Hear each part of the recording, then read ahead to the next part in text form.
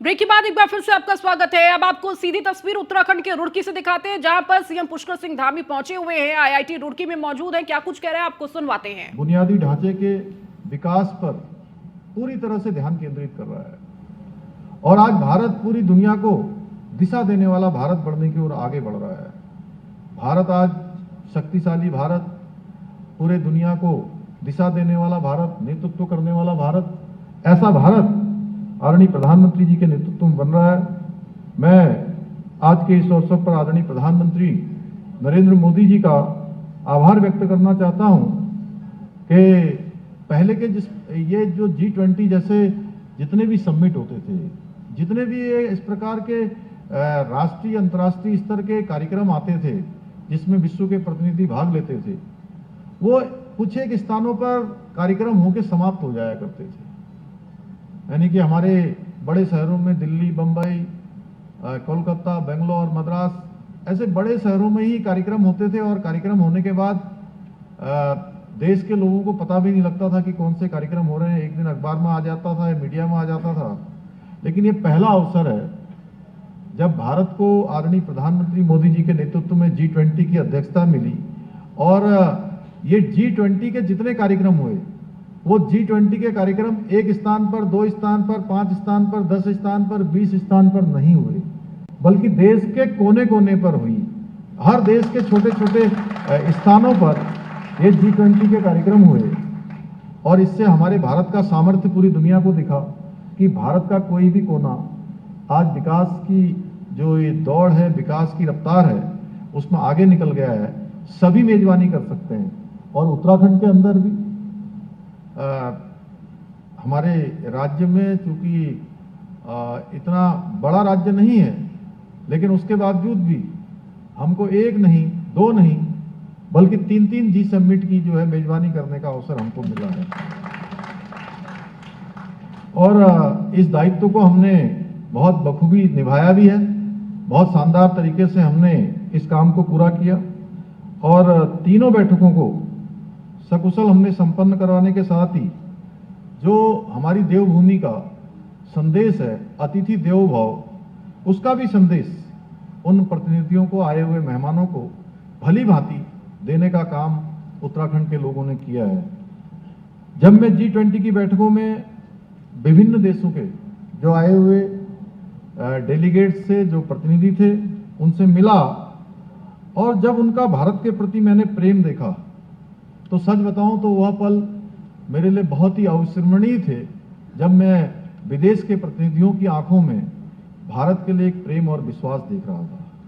जिस प्रकार से उन्होंने कोरोना महामारी के समय में हमारे देश के जो सरकार है आदरणीय प्रधानमंत्री मोदी जी के नेतृत्व में, उन्होंने जिस प्रकार से दुनिया के दूसरे देशों को भी, जब वैक्सीन पूरी दुनिया में कहीं मिल नहीं रही थी, लोग केवल अपने देश की चिंता कर रहे थे, ऐसे समय में 100 से भी अधिक देशों को जो भारत की सरकार ने वैक्सीन देने का काम किया, उससे पूरे विश्व के अंदर भारत के प्रति एक आदर का भाव, एक श्रद्धा का भाव, एक विश्वास का भाव पूरी दुनिया के अंदर बैठा हुआ। मैंने इन बैठकों में यह भी जाना कि प्रधानमंत्री जी के डायनेमिक लीडरशिप में आज भारत एक मजबूत अर्थव्यवस्था, नॉलेज बेस्ड इकोनॉमी, समृद्ध लोकतंत्र, वैश्विक मंच पर शांति दूत तथा मानवता के प्रयासों में अग्रदूत के रूप में स्थापित हो रहा है।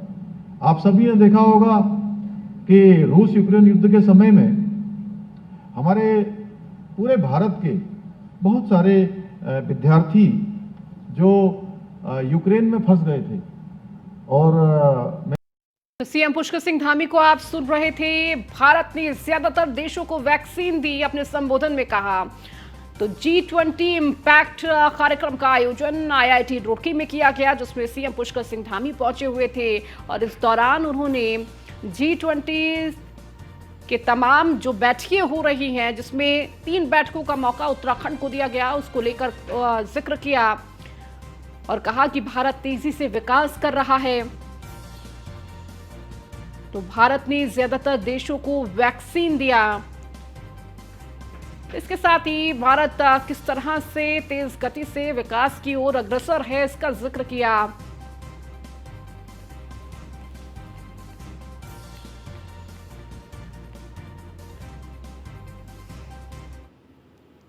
खबरों में आगे बढ़ेंगे। विद्युत उपभोक्ता एवं जनप्रतिनिधि संपर्क अभियान आज है। विद्युत के कई अभियान पर विस्तृत रूप से होगा और इसको लेकर कार्यक्रम का आयोजन किया गया है। कार्यक्रम में ऊर्जा मंत्री अरविंद कुमार मौजूद होंगे। इसके साथ ही डिप्टी सीएम ब्रजेश पाठक इस कार्यक्रम में पहुंचेंगे। तो बिजली संबंधी तमाम विषयों पर चर्चा की जाएगी। इसके साथ ही जिस तरह से तमाम फॉल्टें आती हैं, बिजली बिल को लेकर तमाम दिक्कतें आती हैं, उन विषयों पर भी चर्चा की जाएगी। तो किस तरह से इन चीज़ों को और आसान बनाया जाए, क्या क्या दिक्कतें जिनका सामना विभाग करता है, उस पर चर्चा होगी।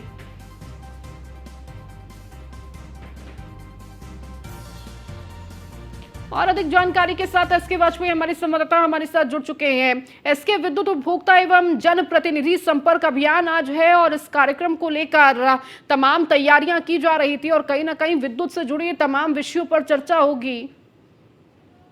बिल्कुल निश्चित तौर पर, क्योंकि अगर हम देखें तो उत्तर प्रदेश उपभोक्ता और जनप्रतिनिधि संपर्क अभियान है, जिसका उद्देश्य है कि उत्तर प्रदेश पावर कॉर्पोरेशन जिस तरीके से करीब 1 लाख करोड़ के घाटे में है, क्योंकि बड़े पैमाने पर ऐसे उपभोक्ता हैं जिनकी तरफ से अभी तक अपने बिजली के बिल नहीं जमा कराए गए हैं। वो विद्युत विभाग लगातार कोशिश कर रहा है कि उनके बिलों को जमा कराया जाए। साथ ही साथ बड़े पैमाने पर विद्युत चोरी है, लाइन लॉस है, इन बहुत सारी चीजों को लेकर ये संपर्क अभियान है, जिसमें उत्तर प्रदेश के ऊर्जा मंत्री ए.के. शर्मा शामिल होंगे और कहीं ना कहीं मैसेज देने की कोशिश होगी, लोगों को बताने की कोशिश होगी कि किस तरीके से बिजली आज की जरूरत है, किस तरीके से बिजली के जरिए बहुत सारी चीजें, बहुत सारे सिस्टम कहीं ना कहीं चलते हैं और बिजली चोरी से कितना नुकसान प्रदेश और देश को होता है। सीधे तौर पर वो उपभोक्ता अगर बिजली जलाते हैं तो उसका बिल भी उनको देना चाहिए, जिसको लेकर कहीं ना कहीं एक जन सहभागिता बढ़ाने की कोशिश इस कार्यक्रम के जरिए है। हालांकि ये कार्यक्रम एक निजी होटल में होगा, जिसमें बड़े पैमाने पर ऐसे लोगों को बुलाया गया है जिनके जरिए से ये मैसेज विद्युत उपभोक्ताओं तक पहुंचाया जाए कि वो बिजली बिल जमा करने, बिजली जमाने के बदले में बिजली बिल भी जमा करें। साथ ही साथ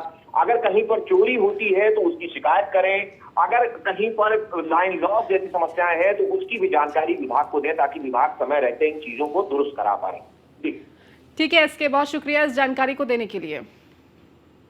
अखिल भारतीय भोजपुरी समाज का भोजपुरी महोत्सव 5 अगस्त को विश्वेश्वरैया हॉल में भोजपुरी महोत्सव का आयोजन होगा। सांस्कृतिक कार्यक्रम, कवि सम्मेलन, विचार गोष्ठी होगी। डिप्टी सीएम ब्रजेश पाठक इस दौरान मौजूद होंगे। अध्यक्ष भूपेंद्र चौधरी भी शामिल होंगे। परिवहन मंत्री दयाशंकर सिंह समेत तमाम लोग इस कार्यक्रम में पहुंचेंगे। तो भोजपुरी महोत्सव का आयोजन किया जाएगा और इसमें तमाम कार्यक्रम होंगे। कवि सम्मेलन होगा, विचार गोष्ठी होगी, सांस्कृतिक कार्यक्रम होंगे। तो इसमें डिप्टी सीएम ब्रजेश पाठक, अध्यक्ष भूपेंद्र चौधरी शामिल होंगे। वहीं परिवहन मंत्री दयाशंकर सिंह भी मौजूद होंगे।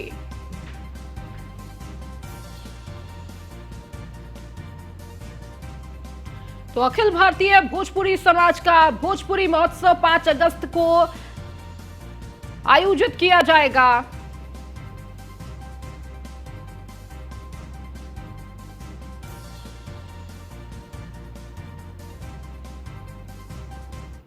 बस अड्डों के विकास को लेकर एमओयू आज ट्रिपल मॉडल पर बस अड्डों के विकास को लेकर होगा एमओयू। परिवहन मंत्री दयाशंकर सिंह की मौजूदगी में होगा एमओयू।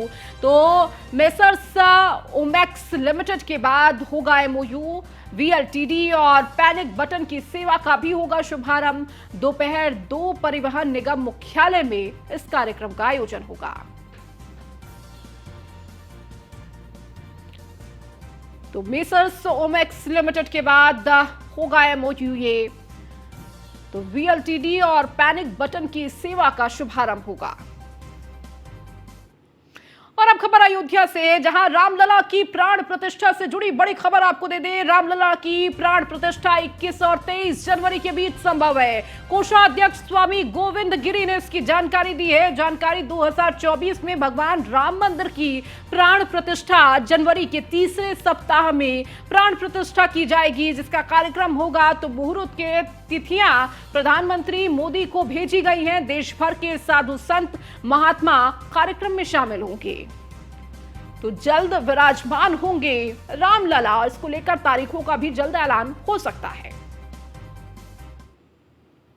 नीट काउंसलिंग की दौड़ से 1560 अभ्यर्थी बाहर हुए हैं। यूजी नीट काउंसलिंग की दौड़ में 1560 अभ्यर्थी बाहर, तो 1300 ने पंजीकरण के बाद नहीं जमा की धरोहर राशि। 260 अभ्यर्थियों के शैक्षिक दस्तावेजों में मिली कमी। यूपी में पहले चरण की काउंसलिंग प्रक्रिया चल रही है। एमबीबीएस बीडीएस की लगभग 11,000 सीटों पर होंगे दाखिले। करीब 1,08,717 अभ्यर्थियों ने काउंसलिंग के लिए पंजीकरण कराया।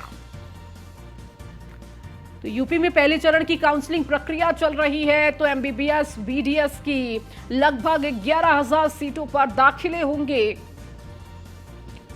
तो करीब 18,717 अभ्यर्थियों ने काउंसलिंग के लिए पंजीकरण कराया है। तो सीट काउंसलिंग की दौड़ से 1560 अभ्यर्थी बाहर होंगे।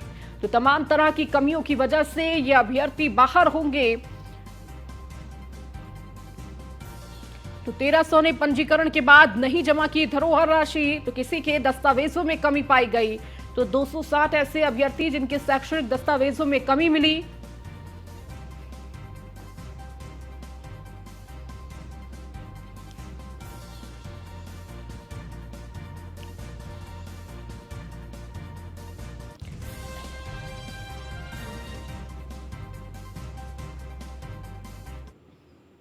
अब खबर गाजियाबाद से है। गाजियाबाद में नहीं थम रहा साइबर क्राइम। सैन्य अधिकारी बन युवक के साथ ऑनलाइन ठगी की गई। फ्लैट दिलाने के नाम पर 57,000 रुपए की ठगी की गई। पीड़ित ने कविनगर थाना क्षेत्र में इसकी शिकायत दर्ज की गई है। गाजियाबाद से यह खबर आपको दे रहे हैं, जहां पर किस तरह से ठगी का मामला सामने आया है। तो साइबर क्राइम लगातार गाजियाबाद में देखने को मिल रहा है। सैन्य अधिकारी बनकर युवक के साथ ऑनलाइन ठगी को अंजाम दिया गया। फ्लैट दिलाने के नाम पर 57,000 रुपए ठगी की गई। पीड़ित ने कविनगर थाना क्षेत्र में इसकी शिकायत दर्ज कराई है। अब खबर गोंडा से है, जहां सिंचाई विभाग में ठेके पट्टे गबन का मामला। तो एक्साइन पर 5 करोड़ 80 लाख गबन का आरोप लगा है। ठेकेदार ने मामले की प्रमुख सचिव से शिकायत की। जिलाधिकारी के साथ कमिश्नर को भी दिया पत्र। कर्मचारियों को पैसा ट्रांसफर कर दिया गया। गबन तो ठेकेदार के आरोप का एक्सईएन ने दिया जवाब। ठेकेदार जिसको गबन बता रहे वो मिसलेनियस 4 साल में 80 करोड़ की जमीन का किया अधिग्रहण।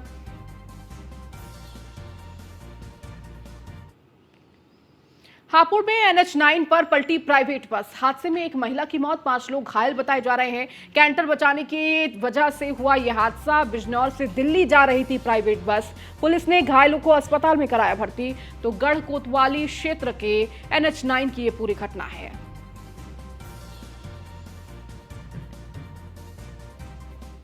खबर बुलंदशहर से, जहां अनियंत्रित होकर नाले में पलटी कार, एक की मौत, 10 घायल। घायलों को अस्पताल में कराया गया भर्ती। 3 की हालत गंभीर बताई जा रही, जिन्हें हायर सेंटर रेफर किया गया। तो सिकंदराबाद कोतवाली क्षेत्र के बोढ़ा गांव के पास का ये मामला है।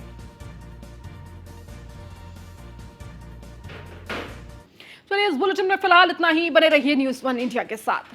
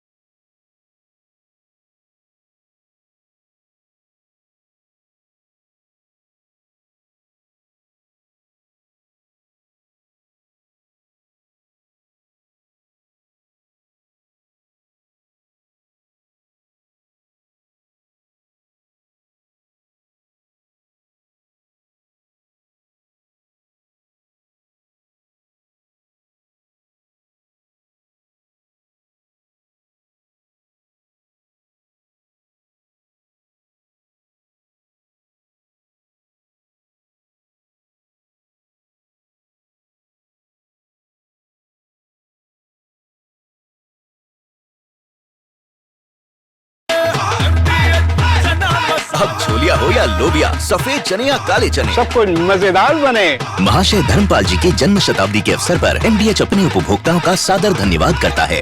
MDH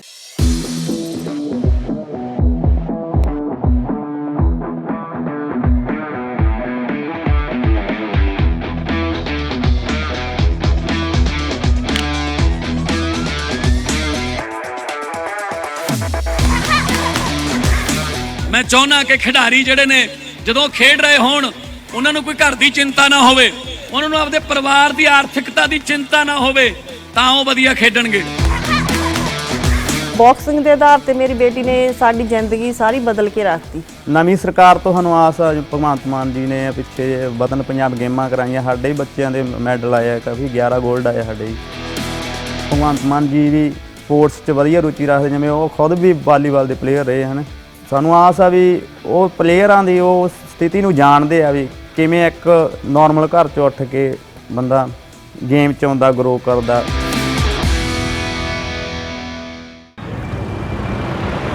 प्रिया, नहीं यार, दांतों में दर्द है। तू ब्रश नहीं करती? रोज करती हूँ। क्या झूठ पे से?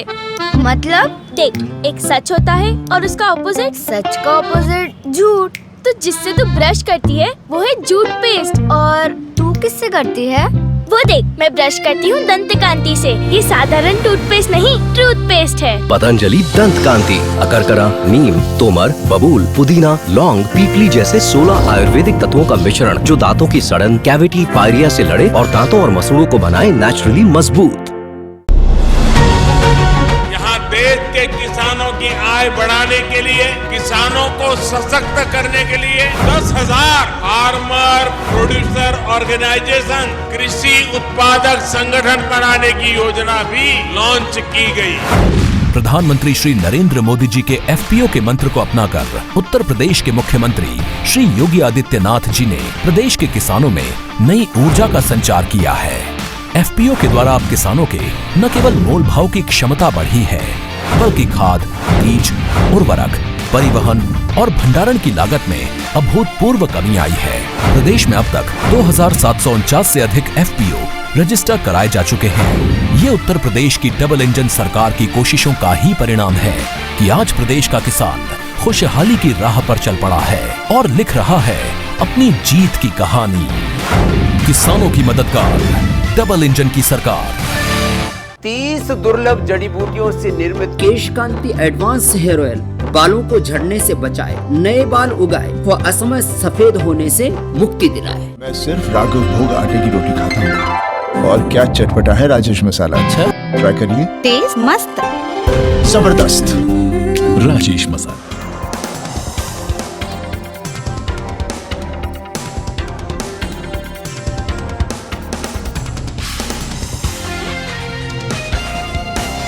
इस कार्यक्रम के प्रायोजक हैं डॉक्टर ऑर्थो आयुर्वेदिक ऑयल एवं कैप्सूल। अब दर्द भी घुटने टेकेगा। सांसदों की अहम बैठक आज। काशी, अवध, गोरखपुर क्षेत्र के सांसदों से पीएम मोदी करेंगे संवाद। लोकसभा चुनाव को लेकर होगी चर्चा।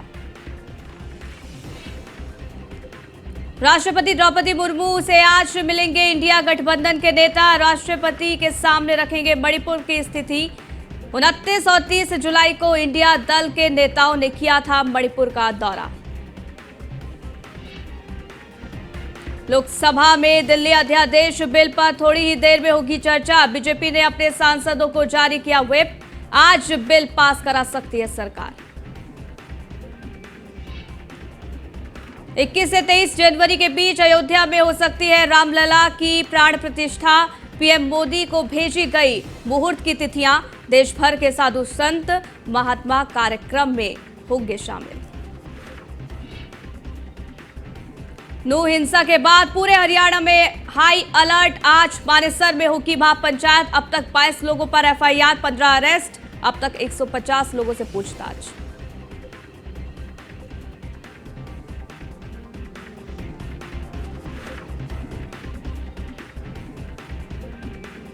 नमस्कार, आप देख रहे हैं न्यूज़ 1 इंडिया और मैं हूं आपके साथ सपना शर्मा। तो शुरुआत करते हैं दे दनादन खबरों की।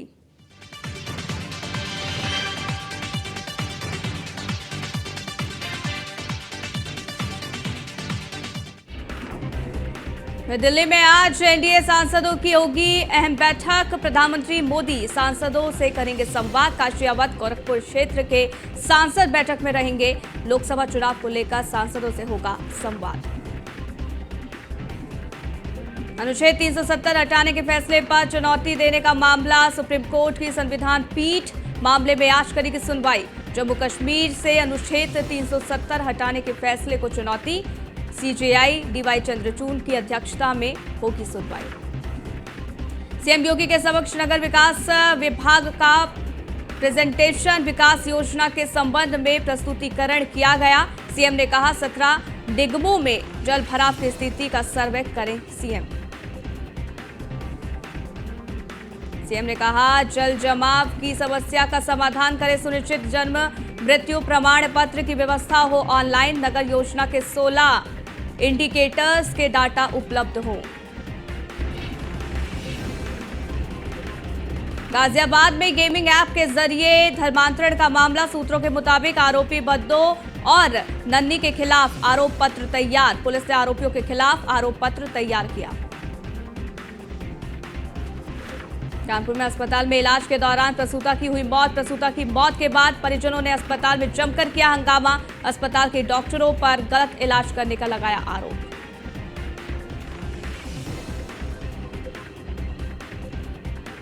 लखनऊ में दिखी दबंगों की दबंगई, मामूली टक्कर के बाद डाला चालक को किया गया सवार, रईस जादव ने कार से अगवा किया, पुलिस ने घेराबंदी कर एक आरोपी को रास्ते से ही किया गिरफ्तार, बाकी 2 फरार आरोपी की पुलिस कर रही तलाश।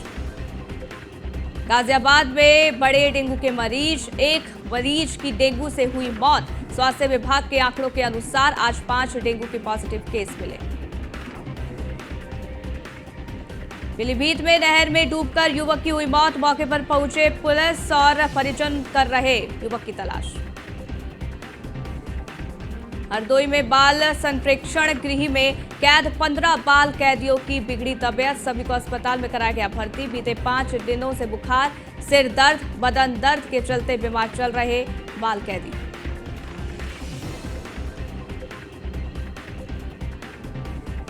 उन्नाव में शराब और बियर के ठेके पर हुई लाखों की चोरी, कुछ दिन पहले ही चोरों ने पुलिस वालों के घर को बनाया अपना निशाना, लगातार चोरी की वारदात से इलाके में मचा हड़कंप। गोंडा में पुलिस पर लगा लापरवाही का आरोप, पेड़ काटते रंगे हाथ पकड़े गए वन माफिया, ग्रामीणों ने पकड़े वन माफियाओं को पुलिस को सौंपा, पकड़े गए वन माफिया पुलिस को चकमा देकर मौके से फरार।